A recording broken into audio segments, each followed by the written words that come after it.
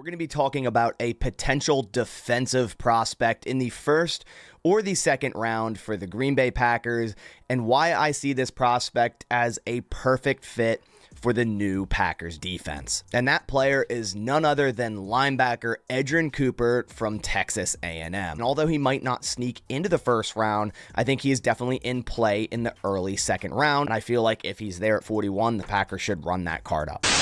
Guys, the Green Bay Packers haven't had a true game-changing inside linebacker for a very long time, and that finally may be changing with last year's second-round draft selection, Edgerrin Cooper, who is set to be a star in the NFL. And this is why I wanted the Green Bay Packers to draft Edgerrin Cooper, because how he can be used inside of a defense such as the Jeff Hafley defense, it is endless. And I truly believe that Edgerrin Cooper will become one of the best linebackers, if not the best linebacker in the NFL in 2025, and for sure be an all-pro defender. Edgerrin Cooper, if you didn't know already, was the Packers' second-round draft choice out of Texas A&M in the 2024 draft. And as the season went on and Edgerrin Cooper got more and more snaps, he quickly became one of the rising stars of the NFL. He's fast, violent, instinctive, and growing inside of a Jeff Hafley defensive scheme that's built for sideline-to-sideline defenders. So in today's video, I'm breaking down why Edgerrin Cooper has all the tools to become the next Packers great linebacker and why he already is one of the best young defenders in the entire NFL right now. Guys, quickly do me a favor and go down and hit the subscribe button if you haven't already. Green Bay Packers training camp is just over 1 week away, and you won't want to miss all of the content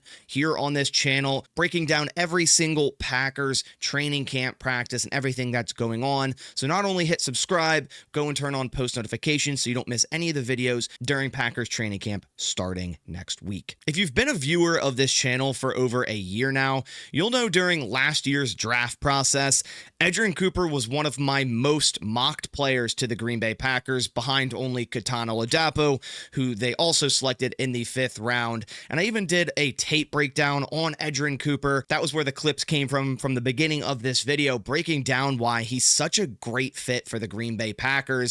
Luckily, the Packers did select him in that second round, and we all started to see very, very early on why Edgerrin Cooper can be such a great linebacker at the NFL level. And during last year's season, I think all of us collectively came to an agreement, and we're sitting here going, why in the world is Edgerrin Cooper not getting more snaps? Because when you go and take a look at the snap counts over the weeks, and I'll bring it up on the screen for you guys here for the Green Bay Packers linebackers, obviously Quay Walker, when healthy, is getting 100% of the snaps. He's the Mike linebacker. He has the green dot on his helmet. He's relaying all the defensive calls to the rest of the players on the field. So that makes sense. But there was definitely a snap handcuff going on for Edgerrin Cooper early on in this season. And it started with Philadelphia week 1. And it wasn't as simple as, okay, we're just going to ease this rookie into the game. No, Edgerrin Cooper showed many flashes in those 11 snaps against the Eagles. Yet in week 2, got less snaps, only saw 7 snaps. And you could see early on in this season, all the way up until week 6, Edgerrin Cooper didn't see greater than 40% of defensive snaps, which was honestly just defensive malpractice that it took up until week 6 for the Green Bay Packers to not only give Edgerrin Cooper significant snaps, but only 60% of snaps. When I think we're all sitting here going, give Edgerrin Cooper 100% of snaps. I know it's easier said than done, but when you have guys like Eric Wilson and Isaiah McDuffie getting near 90 to 80% of snaps, when Edgerrin Cooper's getting 13 to 30% of snaps, something is not right. And you can see as the season went on, obviously a couple games when Edgerrin Cooper was hurt, Isaiah McDuffie got those snaps.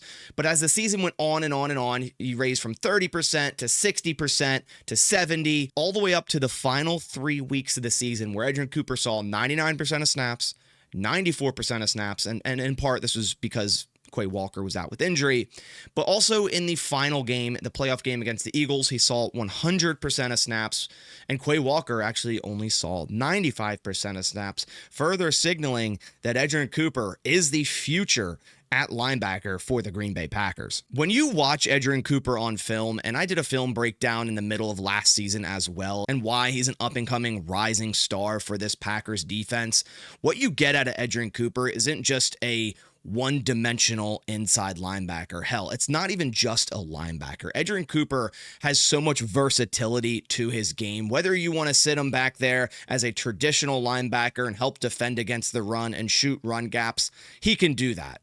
Or if you want Edgerrin Cooper to rush around the edge or send pressure up the middle through the A-gap and get after the quarterback, force fumbles, sack the quarterback, he can also do that. But not only those two things, Edgerrin Cooper was also great in coverage. Multiple examples of him dropping into a deep Tampa 2 middle third and covering up wide receivers such as Christian Kirk in that Jacksonville Jaguars game, fully roboting around, sprinting back to the wide receiver and making a very impressive pass breakup on Christian Kirk after standing on the line of scrimmage in the A-gap and still making that play. My point being is Edgerrin Cooper has so much versatility and so much explosiveness and potential. I don't think there's any way that he doesn't become one of the best linebackers in the NFL if he's put in the position to succeed like he was in the latter half of last year's season. And when you take a look at Edgerrin Cooper's stats in terms of PFF, he was the fourth highest overall graded linebacker in the NFL, and this is with a minimum of 500 snaps played with an 85.7 overall PFF grade. He was also second among all linebackers with a pass rush grade of a 90.0, and he was fourth among all linebackers with a coverage grade of 77.3, and he was tied for fifth among all linebackers with total sacks with 4. And if you just want to compare him to other rookie linebackers from that 2024 draft class, I was very adamant about Edgerrin Cooper being the number one linebacker in the entire 2024 draft class, and man, did he play like it in 2024. Edgerrin Cooper, among rookie linebackers, was number one in overall grade, pass rush grade, coverage grade, pressures, sacks, stops, lowest reception percentage, most interceptions, and most pass breakups. He quite literally dominated almost every single stat category among all rookie linebackers in the entire NFL. And the crazy thing about Edgerrin Cooper being so highly graded among all linebackers in the NFL is he only saw 551 total snaps, where other linebackers at the top like Zach Bond or Bobby Wagner each saw 1,200 plus snaps, and Fred Warner saw nearly 1,000 snaps. So that's why I fully believe that Edgerrin Cooper can easily be on the same level as the top linebackers in the NFL when he gets up to that snap count. It seemed like every single game Edgerrin Cooper was on the field last season, there was a play in that game that made you just go, wow. This guy is going to be a star for this defense. And I'm very, very excited about the outlook of the Green Bay Packers 2025 defense, especially considering that Edgerrin Cooper likely will become one of the better players on this defense next to Xavier McKinney. And there is a little bit of turnover at the linebacker position. The Packers let Eric Wilson walk in free agency. They still have Isaiah McDuffie. They retained him, brought him back on a 2-year extension. They brought in Isaiah Simmons. We're entering year 2 of Tyron Hopper. But one thing is very clear. If the Packers are in a nickel look and they have 2 linebackers out on the field, there is no question that it should be Quay Walker and Edgerrin Cooper. There's no question. It shouldn't be Isaiah McDuffie out there. It shouldn't be Isaiah Simmons. It shouldn't be Tyron Hopper. And hell, if there's only one linebacker out there, it should be Edgerrin Cooper, because right now, Edgerrin Cooper is the best linebacker on the Green Bay Packers roster. There's really no question, in my opinion. One of the main things I talked about with Edgerrin Cooper when going over his draft profile, looking at his film from Texas A&M, and I kept saying the same terminology, is that Edgerrin Cooper looked like he was shot out of a cannon on multiple plays. And that didn't change in the NFL. Usually when a player goes from the college level to the NFL level and he looks extremely explosive or extremely fast at the college level, there's a change of pace. There's a speed difference when you get to the NFL. Every single player you're going against is faster than the players you played against at the college level.